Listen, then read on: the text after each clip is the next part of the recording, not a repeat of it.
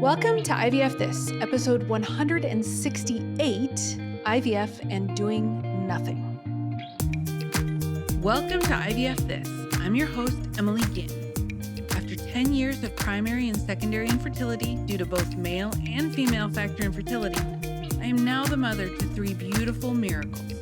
I am married to my favorite person in the world. I'm a social worker, a life coach, and an IVF warrior. I'm here to teach you how to manage your mind and emotions during your IVF journey, to break free from anxiety and regain control of your life, even in the midst of infertility.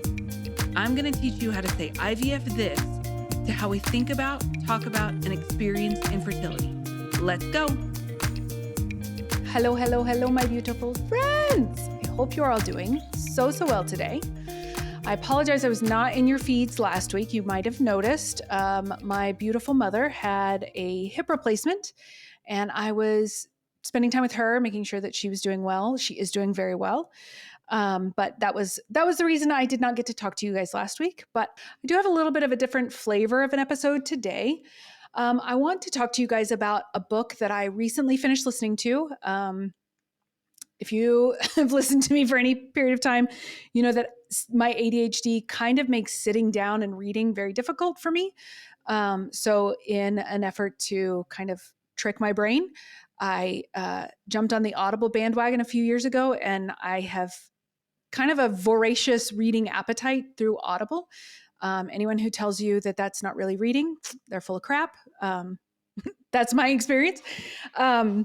But I recently finished this book called Do Nothing by Celeste Headley that I was really inspired when I was listening to the book and the themes that she was discussing, kind of the topics. And then I started making connections between what she was talking about, which was like a more global idea. And I'll talk a little bit about the key themes and ideas from the book, but how it really does play out in a lot of ways in infertility and IVF. So this is going to be, I think I've only done one other podcast where I was specifically talking about a book. I don't do this very often. I really only do it when I think it is extremely applicable. And so I just want to reassure you, it is extremely applicable, in my opinion, to the experiences of someone going through IVF. So the book called Do Nothing, How to Break Away from Overworking, Overdoing, and Underliving by Celeste Headley. She is an experienced journalist and public speaker. She draws a lot of information in the book from research, history, and her own kind of personal experiences. It is in the self-help classification. I do tend to read a lot of self-help by nature of kind of my interest and working. I found this book from a colleague of mine who suggested it. I kind of go through periods where I want to do a lot more within the IVF This business. I have a regular kind of roster of clients that I love, and people come in and out of my orbit. Full disclosure, if you follow me on Instagram or Facebook or something, I don't tend to post a lot.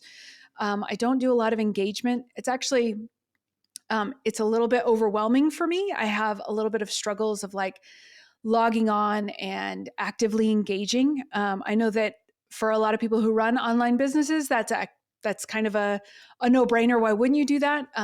It's not really authentic to me. My podcast is the most authentic expression that I have. When I'm talking to you guys, I feel like I'm literally talking to you guys, like as if I'm speaking into this microphone, but we're sitting around like a warm fire at a retreat or something like that. I really do feel like this is kind of the most intimate that I can be with you guys, and the most authentic. So I was reading this book in kind of trying to figure out a way how I could be a little bit more Emily in terms of just marketing and things like that. But it was actually through this book that I realized a little bit more about myself, that that's not necessarily who I am. I'm not someone who will actively engage on social media 100% of the time or even 50% of the time. But that doesn't mean that that is a bad thing. It's just not true to myself and kind of what guides me. Also, what my expression I guess is the best way to put it. I'm a very verbally and physically expressive person, which is why the podcast feels really natural to me. Also, it's up on my YouTube channel. So if you actually want to see me talk, I use my hands a lot, but you can do that. I just tucked my hands in for if you're listening on a podcast. But this is the way that I like to communicate with you guys. I know that was a big aside, but that was one of the things that I kind of discovered when I was reading this book. And that's one of the reasons, aside from just the parallels I was able to draw to IVF and infertility, that I wanted to share this book. This book was kind of a low frequency movement for me. Like it really shifted some things for me. So I kind of wanted to share that with you. So to start kind of describing the key themes, I said this book was like a general kind of self-help. Remember, the full title is Do Nothing, How to Break Away from Overworking, Overdoing, and Underliving. So it's very general themes, but the themes are important nonetheless. So one of the themes that Celeste Headley talks about a lot is kind of how the evolution of productivity or work culture, particularly in the United States, although it's a relatively common theme, was the Industrial Revolution. And then like all of our technological advancements that we've had have really shifted our understanding of work and productivity. And so she really highlights how we've kind of moved away from natural rhythms of rest and really increasing the value that's placed upon outputs over well-being, just over general well-being. Another one is multitasking, kind of the myth or illusion of multitasking. It has been debunked many times. Celeste Headley also debunks the myth of multitasking, that it increases your efficiency. A lot of evidence, not just from her in this book. I have read other articles and books that talk about this as well, how attempting to multitask simultaneous things at once actually diminishes your productivity, increases your stress, and really argues for the importance of focusing on one task at a time, which, again, our history of efficiency and productivity makes that very difficult. The cost of busyness is one of her other themes. Really the psychological and physiological cost of constant busyness, which includes burnout, anxiety, strained relationships. That's going to be a big element that I tie to IVF in particular. But she really emphasizes the relentless pursuit of productivity often causes a decline in the quality of your life. So then her thesis, The Power of Doing Nothing, right, which is contrary to cultural pressure to always be busy, Headley really advocates the value of doing nothing, right? She discusses the importance of rest, leisure, downtime, explaining how these can lead to greater creativity, better problem solving, and improved mental health. Now, for me, kind of personally, that really spoke to me because I constantly felt like if I wasn't talking with clients, that I needed to be doing something. I needed to be either writing or I needed to be engaging on social media or something like that. When really over the last couple of years, I've realized that the emotional labor of kind of sitting with you guys, like that's not a problem. When I say emotional labor, I don't think of it as a problem. I actually think of it as like one of the greatest values that I bring to the world. But it is kind of emotionally laborious for me. So being able to have someone kind of tell me like, it's actually okay that you can't do everything, right? It's okay that you can only see a certain number of clients per week, and that you show up fully and intentionally with them every time. And that's kind of the value add. You know, when I write my podcast, I think about you guys all the time. And so writing my podcast is like that labor of love of, this is what I'm hearing from my people. This is what I'm seeing from my people. And I want to share it with my people. So that was just the idea of like rest and leisure and downtime being an integral part of me being able to show up for my clients, for you guys with the podcast, and not have to like place the external pressure on me to show up in every facet of my business was just such a breath of fresh air on a personal note. She talks about the practice or the practical steps of reclaiming your time. She offers a lot of really good steps. I think that if you've read self-help in even just kind of any capacity, you're probably familiar with them. If you've listened to me, you're familiar with them. You know, it's the ideas of firmly and authentically setting boundaries, practicing mindfulness, reevaluating relationships with technology, social media, things like that. Like those aren't like groundbreaking ideas. I think that having those reminders is really good for everyone, because we tend to have to hear things in repetition before we're able to implement them. But it's not like groundbreaking research that changed my life when she was like, oh, practice mindfulness. I'm like, I already do that. Practice boundaries. I'm pretty good at boundaries. So if you're familiar with that, those are kind of what she talks about with reclaiming your time. And then reconnecting with humanity is kind of the last idea of her thesis. And one of the core messages that she talks about is the need to connect to our own humanity, not necessarily connecting with other people's humanity, although that is a very important thing, but often in kind of like the mass productivity culture that we live in, we tend to see humanity in other people, but not ourselves. We tend to treat ourselves like we should be robots, like I should be perfect 100% of the time. And if I'm not, then there's something wrong with me. That tends to be what we think about. So a large part of what she talks about is reconnecting with our humanity, right? Our being us and other people, right? So prioritizing human connection, empathy, and community over this relentless pursuit of success and productivity.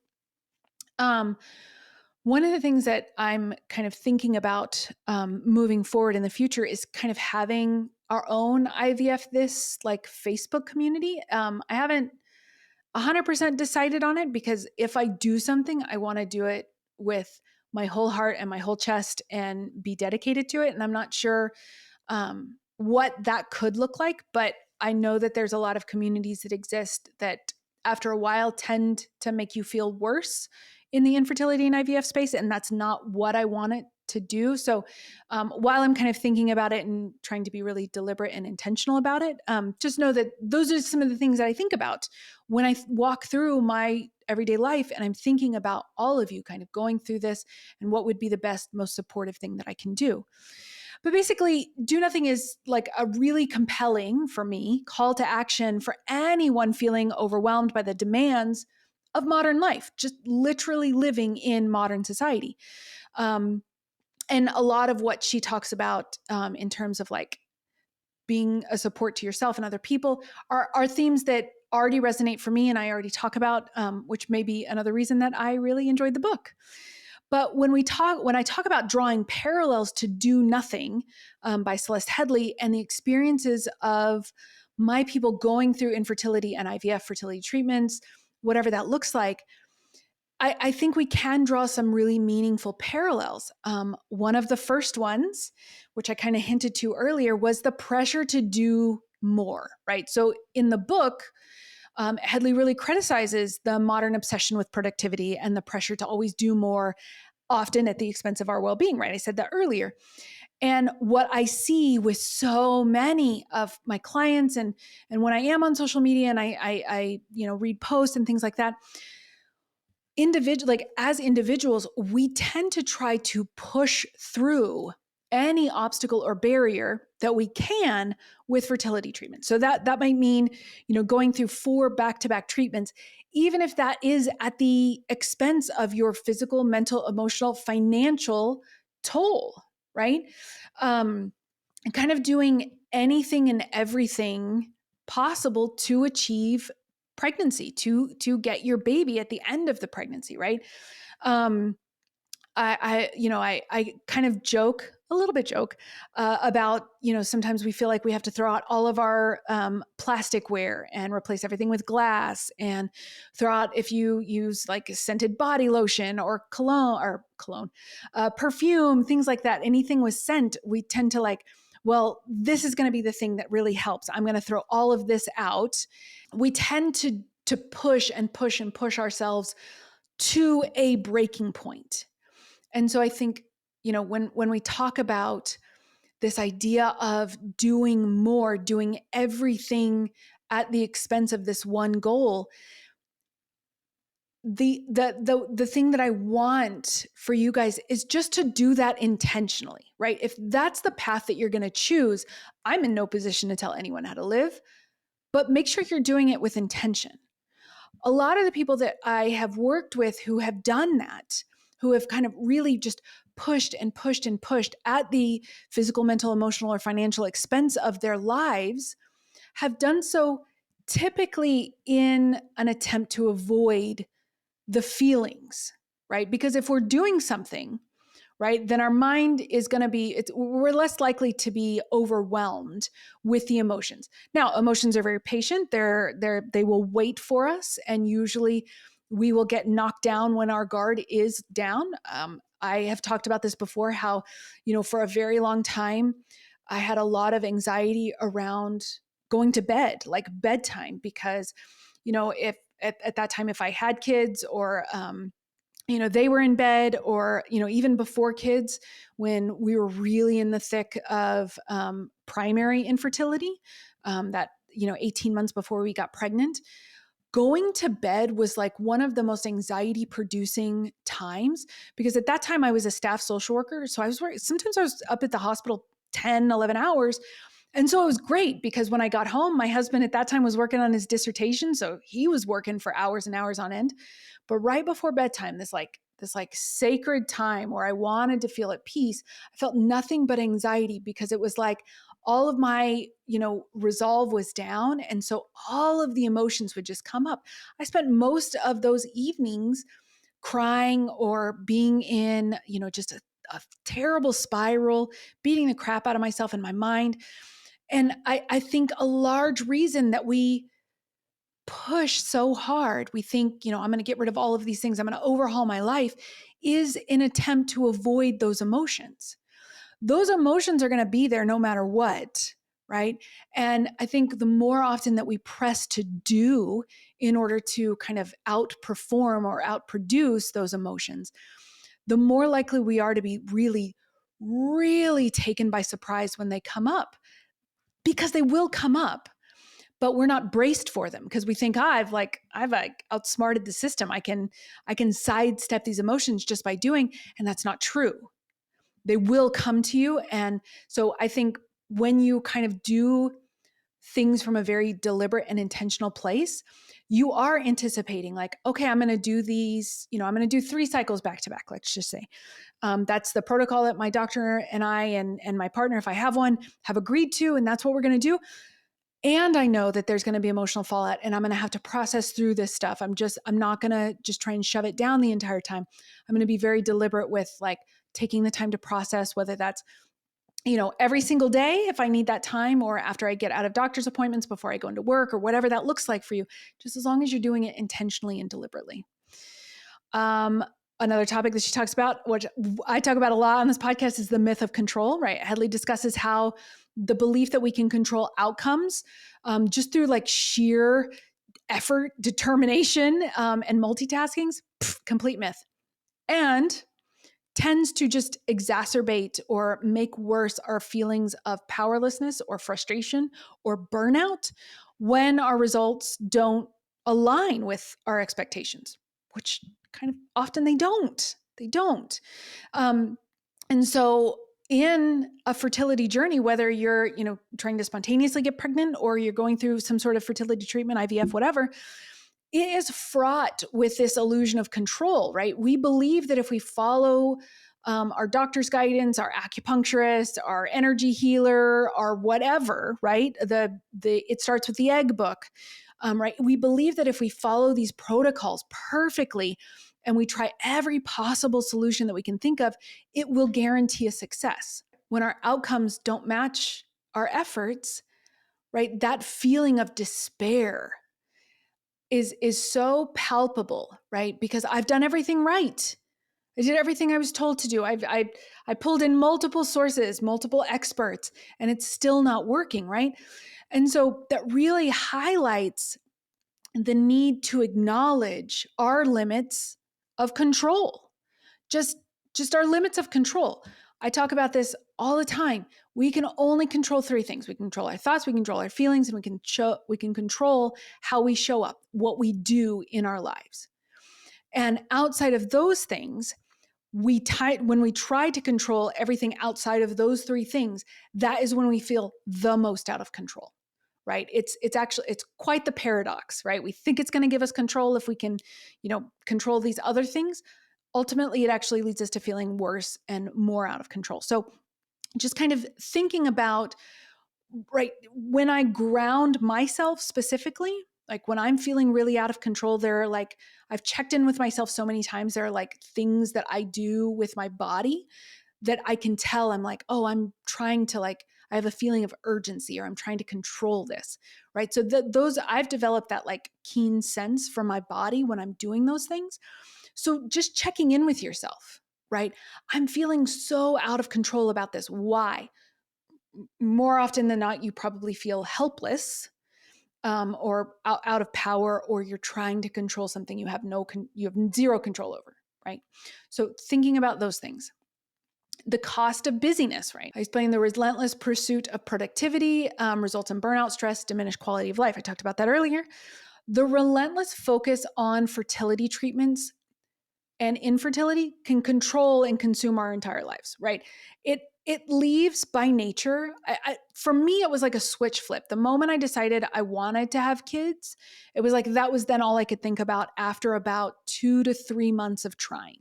It just consumed the vast majority of my waking hours was thinking about that. And it leaves very little room for rest, joy, or any other meaningful pursuit. And so the emotional and physical toll of constant treatments, doctor's appointments, and the stress of waiting, it leads to that burnout. It affects your mental health, relationships, your overall well-being. And I'm not suggesting that you have to take off time after every single cycle. That's not what I'm saying at all. But what I am saying is, again, doing those things from a very deliberate and intentional place. That's the crux of my thesis, is you can decide to do 15 cycles back to back if that's what you want to do, as long as you're doing it from a very intentional place and you're remembering how to care for yourself, for rest, for joy, for pleasure, things like that. The importance of rest and downtime. I've gotten to, I don't want to say like I've gotten to an age, but I've gotten to an age where one of my number one priorities is rest. I am someone who requires rest, not just like physical sleep, but I am someone I can't do more than 3 or 4 client calls a day, because then I don't have enough time to like regulate myself. And then that bleeds into the other areas of my life, right? I've had to come to terms with that. I cannot be one of those coaches who coaches, for 6 hours every single day. That's not me. But what Headley describes is that the importance of downtime and doing nothing, right? That's the joke of the book, do nothing, is to recharge, to foster creativity, and to improve your overall well-being. So when you're going through fertility treatments, we can benefit tremendously from taking a step back, allowing space for rest and emotional, physical, and financial recovery. Taking breaks between treatments can feel very dangerous for us because we have a lot of time scarcity around IVF and infertility and things like that. But it can actually allow you the opportunity to engage in aspects of self-care or aspects of restoration for us, right? That do nothing idea, right? Because the joke of the book is that rest is seen as doing nothing in a highly capitalistic, highly productive society. But rest is doing something, right? It's a passive productivity, right? You don't see the benefits that you would like writing a 5,000 word essay or whatever. But it's still an integral part of our overall well-being. Reevaluating the idea of success and worth. So Headley challenges the idea that success is solely tied to productivity and output. Going through a fertility journey, treatments often bring up questions of self-worth. Like that's like the bread and butter of the self-help industry, is that so much, almost everything boils down to a sense of worthiness, right? So especially when the outcomes are uncertain or unsuccessful, this process can feel very much like our worth is tied to our ability to conceive or our ability to carry. So when we draw from Headley's thesis, there is value in recognizing that worth is not defined by outcomes, right? It is defined as who you are as an individual, as a person. One of the big therapeutic modalities that I pull from in my practice is acceptance and commitment therapy. And one of the biggest things that it talks about in acceptance and commitment therapy is living your life through your set of values, right? Values are very subjective. My values might be very different from your values, but that doesn't mean that they're not important. And so when we can kind of take that step back and process those things, process our ability to see like, well, that didn't work and that sucks. Like I'm never going to be the person that says, oh, it's okay that your transfer or your cycle was unsuccessful. No, it absolutely sucks. It's an incredibly painful experience to not have that work, but it doesn't mean anything about you or your worth or your contribution to this world, right? You are inherently a wonderful, worthy person, just a person. And that the success of IVF, the success of pregnancy, things like that is not determining your worth in any way. And then, of course, community and connection, which was one of the last things that we talked about earlier. She underscores the importance of that connection, that community, and that can be neglected, I think is a very politically savvy way of putting it, when we're in that kind of pursuit of constant productivity. Infertility is probably one of the most isolating experiences of my life. And that is a theme that I see from my clients and from people that I talk to.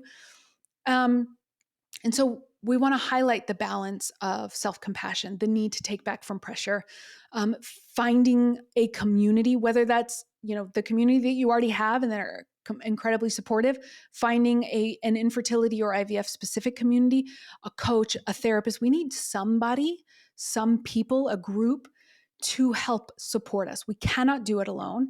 I know because I tried for a very long time.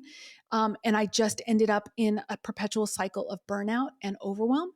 And I want better for each and every one of you. Like I went through that. I experienced it in the hopes that nobody else has to, right? It is an inherently isolating experience because a lot of it is not talked about. That doesn't mean that you have to feel alone, that you have to be alone, right? So I heard, I don't even remember where it was from, but that loneliness isn't so much that you don't have someone, it's that someone doesn't have you. And I never want any of you to feel that way. Even if you're just listening to me on the podcast, you are not alone. I'm right here. I'm going to whisper into your ear. You can always reach out to me. I had someone email me not too long ago that she wanted to book a Take Back Your Life call, but she didn't see times available for her. And she had heard me mention, just email me if you don't see times, we can figure something out. That's what I want.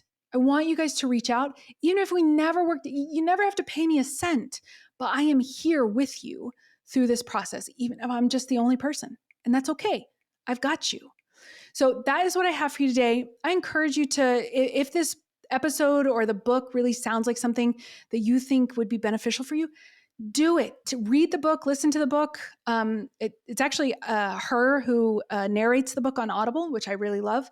But we don't have to pursue this at the cost of everything else, right? And in fact, I would actually argue that one of the best things that we can do for our future family is to start recognizing when we are at our limit. I am the best version of me when I step back and go, oh, you know what? I actually can't do that. I cannot be there for you, or I cannot do this thing because that will be at the expense of, whatever that happens to be in my life. I can still love you and support you from afar, but But learning how to set those boundaries and maintain those boundaries to care for yourself will only make you a better, more evolved, more full person, right? More well-rounded person. And so that is my hope with sharing this book. I hope you enjoyed as much as I did. If not, you didn't hear the recommendation from me. I'm just kidding. But I do hope you enjoy it, or at least that you can find something from this podcast episode, some of the parallels that I found while I was listening to it. So that is what I have for you today. I hope you have a beautiful week, and I will talk to you soon. Bye-bye. Thank you for listening to this week's episode of IVF This. If you like what you've heard, click subscribe and follow to make sure you don't miss an episode. And if you want to learn more, head over to www.ivfthiscoaching.com to learn how to work together.